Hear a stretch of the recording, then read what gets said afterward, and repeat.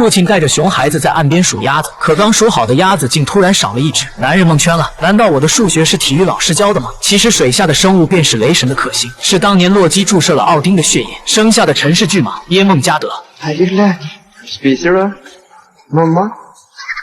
自从第2季里雷神与巨人族大战之后，索尔便向弟弟洛基许下承诺，维系世间的和平，将雷神之锤封存。于是两大种族也迎来了暂时的停战，但两族之间的仇恨却没有被遗忘。即使不动用雷神之锤，索尔依旧拿起现代人的法律收集证据，继续追究鱼图工业污染水源的事。面对群众声势浩荡的游行抗议，鱼图的掌权人福友也有他的应对之策。他召开记者发布会，声称鱼图工业可以迁移小镇，甚至也可以被迫选择破产。此消息一出，污染水源的事反倒成了小事，因为当地的居民几乎都在鱼图工业上班。如今他们更担心自己的车贷、房贷拿什么去还。同时，索尔也意识到自己对抗的不仅仅是巨人家族，而是一场人心与利益的残酷斗争。情绪低落时，索尔的内心滋生出一股冲动，他拿出尘封已久的雷神之锤，一口气跑到山顶，用尽全身力气将锤子发泄般的撇出，目标是前方悬崖峭壁上的巨石。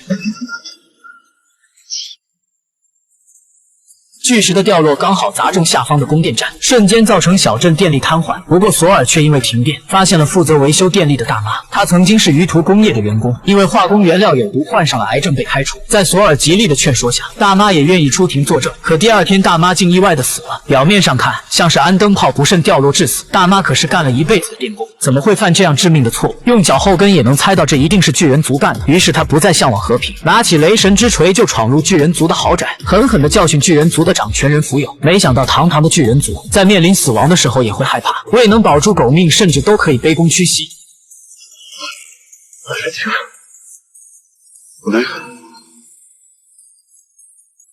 看到死对头惧怕的样子，索尔露出从未有过的狂妄笑容。为了满足自己的报复心理，他将锤子试探性的靠近对方，让他们真切的听着战锤的死亡低吟。这是他第一次感觉到被别人惧怕带来的快感，可能是虚荣心的作祟，他并没有杀了对方。不过从那以后，索尔会经常对着镜子耍帅，每次出门都会将锤子带在身边，时刻提醒着巨人族，让他们知道自己的小命永远掌握在别人的手中。不甘受辱的福友找到了洛基，逼迫他尽快让陈氏巨蟒参战，弄死雷神。其实洛基并不想看到这个结果。另一边，之前因背叛家族沦为奴隶的萨克莎却想出了对付索尔的办法，但前提要先解开他的枷锁，恢复他的自由。